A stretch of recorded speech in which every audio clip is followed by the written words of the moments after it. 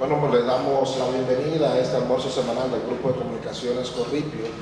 Y en esta oportunidad quisimos salirnos como de la tradición e invitar a un grupo de economistas para conversar con ellos desde su mirada sobre la situación económica del país, tanto tomando en consideración el entorno internacional, lo que está ocurriendo aquí en la República Dominicana, y un poquito ver que si estamos conduciéndonos correctamente, cuáles cosas pudieran pasar aquí en el futuro con la materia económica. Por eso tenemos con nosotros al director de la Escuela de Economía de la Universidad ITEC, que recién está cumpliendo 50, que está en su año de su 50 aniversario, a don Richard Medina. Tenemos con nosotros a Henry Ebrard, un analista económico y consultor empresarial, frecuentado por los reporteros del área económica, y se incorporará también con nosotros don Antonio Siriaco, decano de la Facultad de Ciencias Económicas y Sociales de la Universidad Autónoma de Santo Domingo. La dinámica que tenemos en el almuerzo es que primero hacemos una pequeña exposición y luego pues venimos con una ronda de preguntas y respuestas de parte de los periodistas. Luego nos tomamos una pausa, vamos a almorzar, y en el almuerzo continuamos con la ronda de preguntas y respuestas. Y el inicio, la arrancada, me gustaría que ustedes me hicieran una mirada de cuáles son los principales retos que está atravesando la República Dominicana en materia económica, y luego veremos también qué lo ha provocado y cómo debemos conducirnos. Le damos la palabra primero a don Henry. Bueno, muchísimas gracias por la invitación a este su grupo, ¿no?, de medios de comunicación. Siempre muy interesante pues compartir con ustedes, y hay muchos amigos que efectivamente no nos visitan con frecuencia y nos ayudan a hacer mejor nuestro trabajo, porque sus preguntas son siempre muy interesantes o muy pertinentes siempre. Y también son preguntas que nos ayudan quizás a aterrizar las respuestas, ¿no?, para que la gente nos entienda mejor, porque la verdad que a veces a los economistas no se le entiende, ¿no?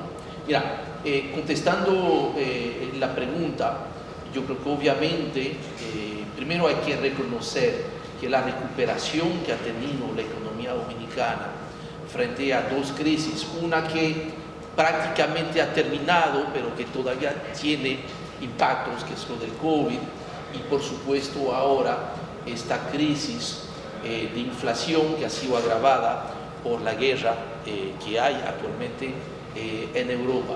Pero República Dominicana ha logrado hasta el momento capear con probablemente más facilidades que otros países una serie de circunstancias para esto, y en algunas cosas yo creo que algunas buenas decisiones también se habrán tomado en la República Dominicana para explicar eso.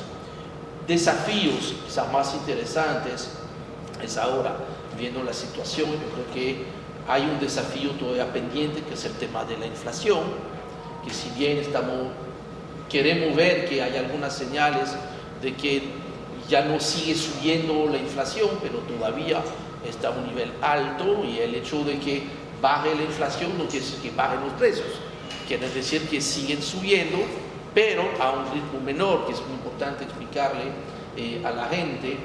Dos, yo creo que hay otro reto especialmente para el 2023, es que el entorno global, especialmente la economía de Estados Unidos, que es tan importante para nosotros y que ha sido casi otro motor más de la economía dominicana en los últimos 2 años, ya está entrando en una fase acelerada de crecimiento. Se espera un crecimiento de apenas 1% del PIB el año que viene para Estados Unidos, y se suele decir que por cada punto que baja la economía de los Estados Unidos, la economía dominicana baja 1.6. Entonces, esto va a hacer que probablemente el crecimiento esperado para el año que viene va a ser probablemente hasta más bajo que lo que hasta el momento las mismas autoridades están proyectando, 4.8%. Es posible que sea menor.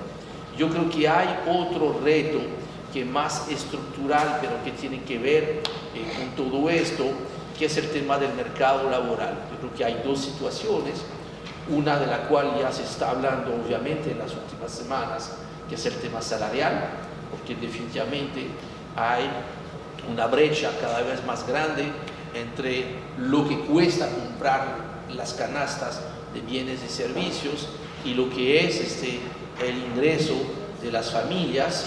Y del otro lado hay una realidad, es que si bien hemos ido recuperando la cantidad de empleos, tenemos un problema de informalidad, especialmente en el sector privado.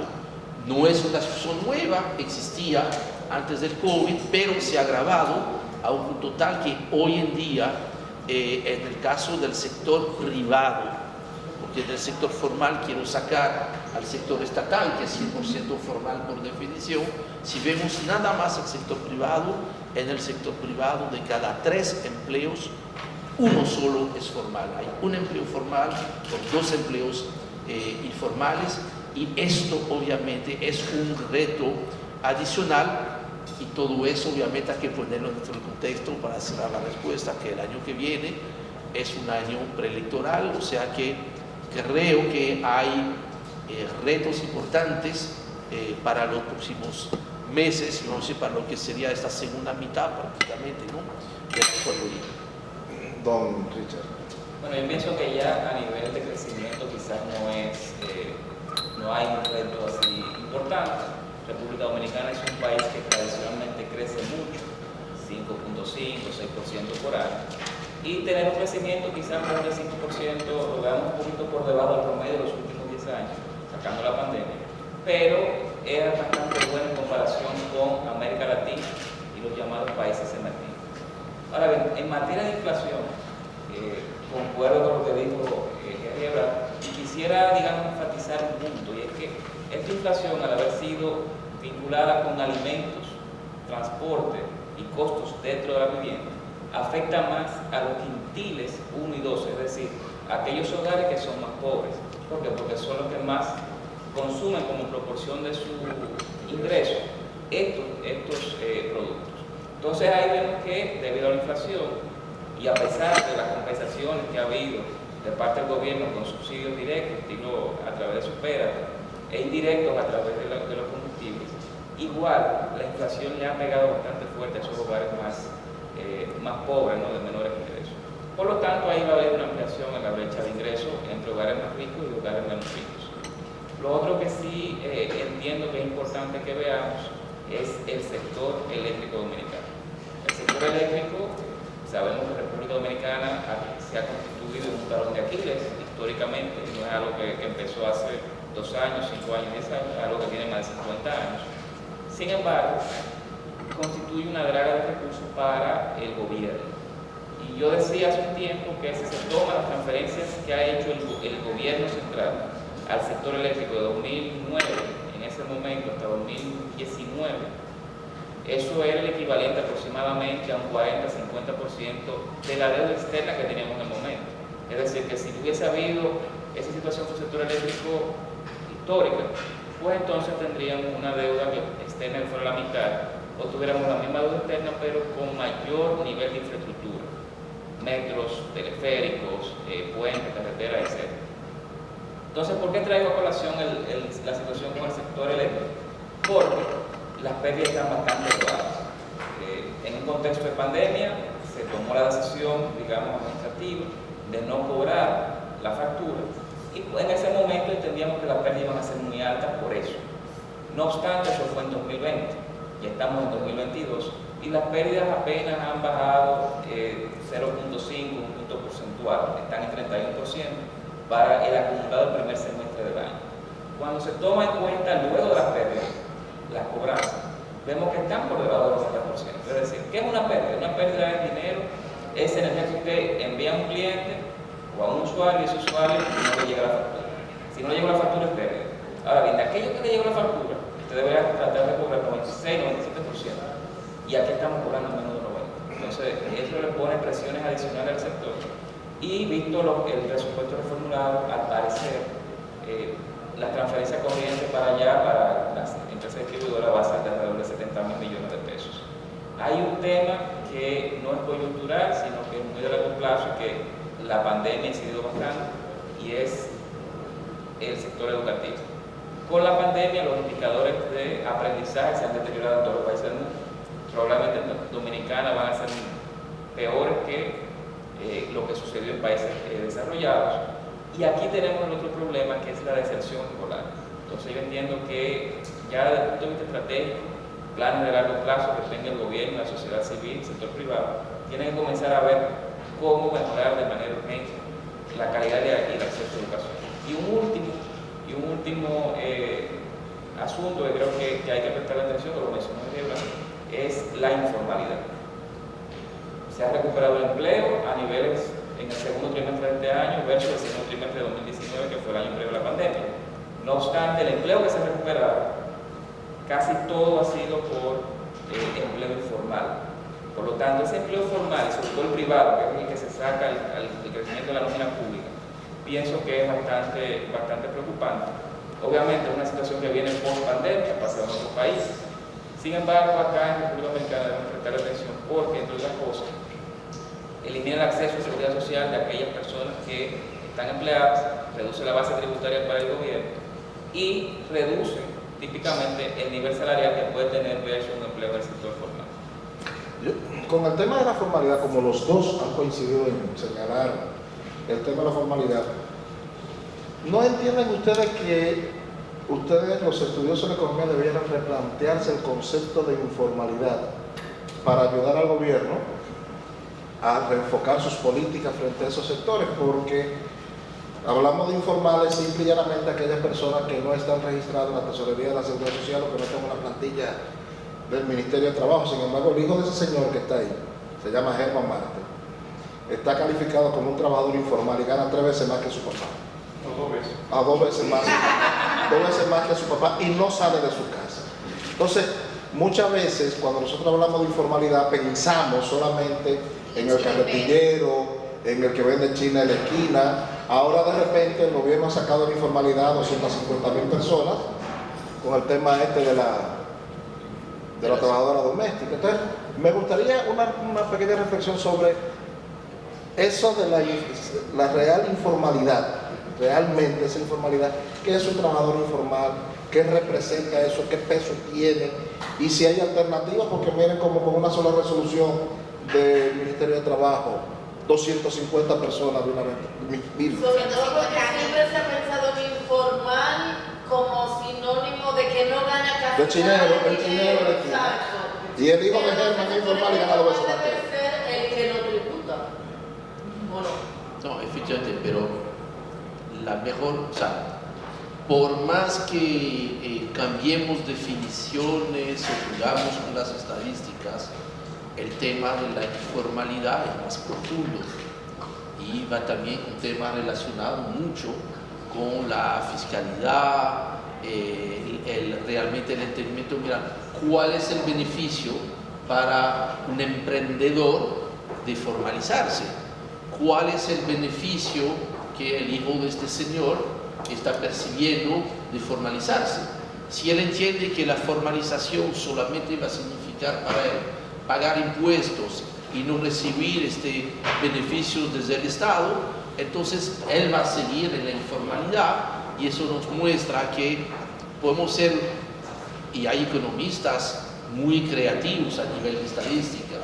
El problema de la informalidad no es un problema de estadística, es un problema de modelo, inclusive hasta de modelo de política económica y de desarrollo e integración.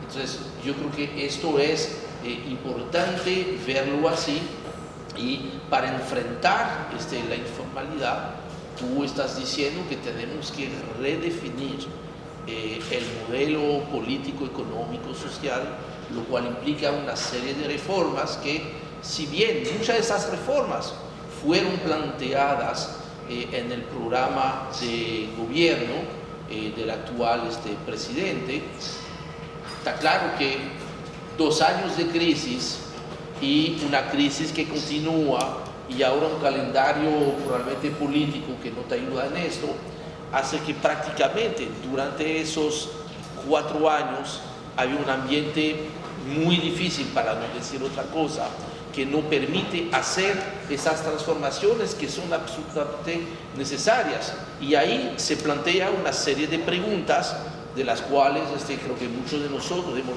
formulado ya respuestas, pero que la crisis no lo ha permitido. ¿Realmente es atractivo para un empresario micro, pequeño, formalizarse con una tasa de impuesto sobre la renta al nivel donde está hoy en día? Entonces, esas son cosas que tenemos que aprovechar quizás el próximo calendario electoral, que ya las discusiones van a empezar, ya los equipos van a empezar a formular ideas, programas a partir del año que viene.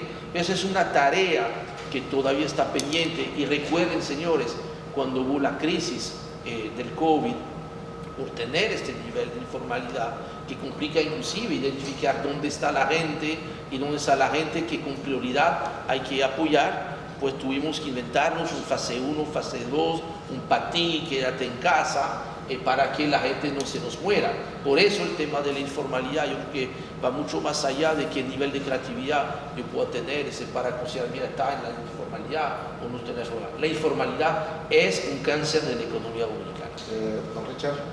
Yo pienso que esa discusión había que dividirla en dos partes. Una, temas ya que le quitan competitividad a los negocios, que no les permiten, lo desincentivan a que vayan a un régimen de formalidad desde el punto de vista laboral. Poner un caso bastante sencillo. Primero, sector eléctrico, para volver con este tema. ¿Cuánto es el costo que tiene que emplear un negocio de pago de electricidad en caso de que se vaya? ¿Es confiable el sector eléctrico dominicano? ¿Es costoso? Pero esas son preguntas que hay que ir viendo. Otro caso es el relacionado con acceso a financiamiento. Quizás muchos emprendimientos tienen una tasa de retorno muy alta, es decir, son muy rentables. Sin embargo, no tienen acceso a financiamiento ni a bancarización formal. Por lo tanto, tienen que irse muy informal y pagar una tasa de interés bastante elevada. Entonces, todos esos costos, digamos, lo tienen los emprendedores, lo tienen los empresarios. Y esos costos son los que les evitan o les pueden evitar que ellos entren con su planilla de trabajo en un régimen de formalidad. ¿Qué quiere decir esto? Que de alguna manera muchos emprendedores están ajustando esos costos, minimizándolos vía un empleado que no tenga acceso a seguridad social. Eso, digamos, en teoría. Ahora bien, a nivel práctico, yo creo que la discusión debe irse en dos vertientes. Primero, ¿cuáles son los empleados que están en informalidad? Hay un grupo de empleados que son muy cualificados, piensen en jóvenes que son ingenieros de software, que los contratan en empresas extranjeras y quizá ellos no pagan, no están en formalidad, desde el punto de vista de la TCS. Pero también hay una masa muy grande de dominicanos que no son tan cualificados y que tienen empleos que quizá no les permiten a ellos, son sus propios jefes, no les permiten a ellos cotizar para la seguridad social. Y tienen por el otro lado el seguro del gobierno, el SENASA. ¿Qué pienso que debe hacerse en ese caso? Evaluar grupos por grupos y plantear en algún momento la opción, como se planteó con el trabajo doméstico, de que se tenga un aporte mínimo para cubrir ciertos componentes de la seguridad social. Puede ser, por ejemplo, el seguro de accidentes laborales, que es bastante importante. Ya tiene SENASA por otro lado. Podríamos ver el tema de las pensiones, la cotización para futuras pensiones. Pero pienso que en una primera discusión hay que ver cuáles reformas estructurales se deben hacer. Y segundo, cómo se puede facilitar la inclusión de grupos muy vulnerables que tienen un problema serio de costo y podemos ver qué elementos de la seguridad social les pueden parecer atractivos en el mediano plazo. Le damos la bienvenida al doctor Antonio Siriaco, decano de la Facultad de Ciencias Económicas y Sociales de la Universidad Autónoma de Santo Domingo. Y justamente, doctor Siriaco, cuando usted se incorpora, estamos hablando, primero nos habían dado un panorama, tanto don Henry como don Richard, sobre cuáles son los principales retos de la economía dominicana al día de hoy. Y coyunturalmente ambos coincidían en uno de los retos del tema, abordar el tema de la informalidad laboral. Explicaban ellos, usted escuchaba todas las implicaciones que se tienen. Me gustaría entonces ya escuchar usted esos dos aspectos. Bien, yo creo que la economía dominicana tiene varios retos, pero en esta coyuntura,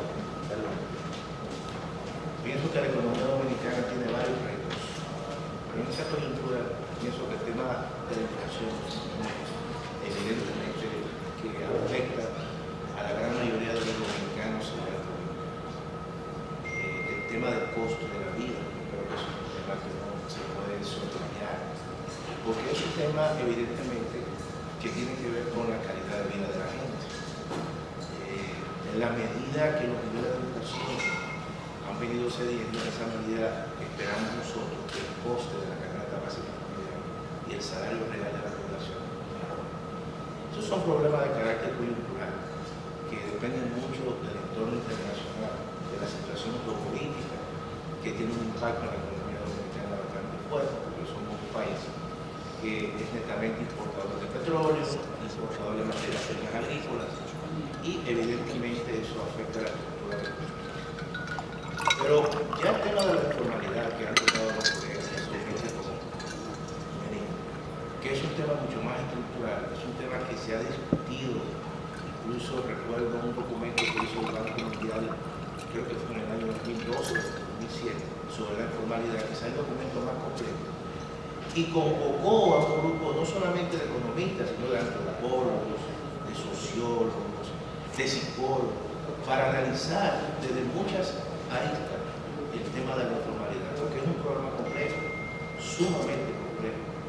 No solamente basta hacer una reforma fiscal, en eso estoy de acuerdo, donde exista una tasa especial para las pymes, o las micro y pequeñas empresas, pero también hacer un régimen de seguridad social que sea amigable.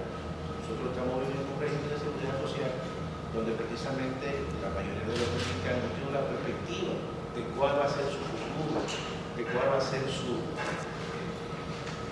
cómo va a vivir. Entonces, todos esos son elementos que hacen que un trabajador opte por cuenta propia, se vaya a la informalidad, porque al final lo que está tratando es de asegurar su ahorro futuro. Y dice, bueno, yo me muevo en la informalidad, yo voy a no pagar impuestos, voy a tratar de ver cómo acumulo lo más pronto, lo más posible, para tratar de tener una alcancía. Todo eso son elementos que necesariamente hay que analizar. Y por eso entiendo que es una reforma que hay que tomarla, pero sobre la base de grupos muy focales y tratar de incorporar de manera lenta y que el Estado también se vea como un ente de credibilidad para que la gente pueda pagar impuestos, para que la gente pueda incorporarse a la seguridad social. Yo siempre he dicho lo siguiente: ¿qué ocurriría? Y eso lo digo, aunque es una broma, pero puede ser algo que pueda ocurrir. Si a partir del mes próximo la Embajada Americana nos exige a nosotros para renovar la visa, tener una declaración de pago de impuestos, ¿qué haríamos nosotros los dominicanos? Bueno, inmediatamente vamos a impuestos sobre la renta. No podemos dar. Fíjense, esos son elementos tan simples que en un momento determinado puede incorporar mucha gente a la formalidad. ¿Y eso sería legal? No es legal, pero yo estoy poniendo el ejemplo para que también la gente se dé cuenta de que hay medidas que pueden ser simples, que pueden atraer a la gente. Por ejemplo, el hecho de que cuando uno vaya a renovar un pasaporte, le digan, mira, para renovar el pasaporte tiene que tener, no sé, una declaración jurada, tus impuestos al día. Todos esos son elementos que de una forma u otra nosotros, yo digo eso porque nosotros somos muy propensos a los cambios que vienen de fuera, y eso es bueno, pero no es bueno. La mayoría de los cambios importantes y las reformas importantes muchas veces se le imponen, y nosotros tenemos que establecer procesos endógenos, y para eso tenemos que construir una institucionalidad importante. Entonces, pero la informalidad es un tema pendiente, es un tema que no se va a resolver de un día para otro, necesita confianza, se requiere incluso de que el Estado se desprenda y vaya generando confianza ante la población, ante los emprendedores, ante los que traen cuenta propia. De manera que yo lo dejo ahí porque es un tema complejo. Sí, y yo creo que ese es el tema, Antonio. Tú lo has dicho, la palabra mágica es esta, es confianza. Señores, recuerden, ya hace unos cuantos años atrás, con el documento, cada año le doy un vistazo para decir, caramba, este diagnóstico se hizo. El informe del doctor Attali, no sé si ustedes recuerdan, Sí, claro. Él decía, en esencia, hay una sola medida, usted tiene que restaurar la confianza, la credibilidad en el Estado. Y fíjense que mejor o peor ejemplo acaba de dar el Estado con esta discusión tan patética sobre los 4.500 millones de pesos para el sector educación, independientemente de que sea una ley, de que sea legal o no legal. Veamos, si la razón por la cual se está quitando esto es porque de cualquier modo, aunque lo pongamos, no lo vamos a gastar, porque no lo vamos a ejecutar, entonces tenemos un problema. Entonces, yo creo que ahí hay efectivamente, a pesar de ciertas mejoras, que yo creo que hay que reconocer una serie de mejoras, pero si no logramos restaurar la confianza institucional, la confianza en el Estado, entonces todo el tema de la formalidad es parte de esto también, ¿verdad? ¿Qué es lo que yo voy a ganar a ser formal? Pues esto depende mucho de lo que es la capacidad del Estado en invertir en bien común, que cuando el Estado está fallando en salud, en educación, en agua, pasa lo peor, que es que al no tener una respuesta adecuada desde el Estado, que tiene que venir necesariamente desde el Estado, entonces el sector privado tiene que meterse en una serie de negocios que por su propia naturaleza no pueden ser del sector privado, porque el sector privado, por supuesto, y no hay nada malo con esto, se mete en actividades y necesita generar una renta. Y entonces ahí la salud no puede ser un negocio, el agua no puede ser un negocio y la educación no puede ser un negocio. Son bienes comunes que tiene que proveer con eficiencia el Estado, y hasta que no logremos mejorar esta parte, todo lo demás va a ser mucho más cuesta arriba. O sea que yo lo que creo que necesitamos un Estado eficiente. Los que plantean menos Estado, yo creo que nos están llevando en la dirección incorrecta. Lo que necesitamos es mejor Estado. Sobre eso mismo, Sí, porque se supone que el presupuesto de cada institución se establece en programas específicos. Se dice en qué se va a gastar, o se supone que así se hace, no lo sé bien, porque ya uno no entiende nada. Pero el punto es, si de educación dice que ahora no tienen que gastar esos 4.000 y pico de millones, ¿ustedes creen que es porque no se ejecutó, no se programó, ha habido una mala disposición de los recursos, no se planificó? O sea, a nosotros que no somos economistas y que no tenemos mucho de presupuesto, nos cuesta entender que sobre ese dinero. O sea, ¿qué es lo que está pasando? ¿Qué usted cree que pudo haber pasado? ¿Por qué ahora no hay en qué gastar, entre comillas, cuando el ministro de Hacienda dijo que iban a restar? Había unos programas, tanto para tanto, y de ahí porque se restó ese dinero. O sea, hay algo que no me cuadra y quisiera que usted me explicara. Yo entiendo que aquí hay, además de, digamos, manera de presupuestar, hay un componente legal. Y es que la ley es muy clara con lo del 4%. El 4% se toma, el 4% del PIB es con respecto al Producto Interno Bruto que se estima cuando se hace el presupuesto. Si ese Producto Interno Bruto es mayor al final del año, pues obviamente usted mantiene un presupuesto, va a ser menos del 4%. Pero esa es la definición que se tiene en la ley. ¿Qué es lo que está sucediendo? Que cuando usted baja la apropiación que usted tenía para el Ministerio de Educación o para educación preuniversitaria, que es lo que está pasando ahora con los 4.000 millones, usted está reduciendo ese 4% versus lo que usted dijo en el presupuesto original. Yo entiendo que eso es incorrecto. ¿Cómo funciona el presupuesto? Un año antes, las instituciones van viendo cuáles son sus planes y tienen una planificación para el año siguiente. Y dentro de esa planificación tienen un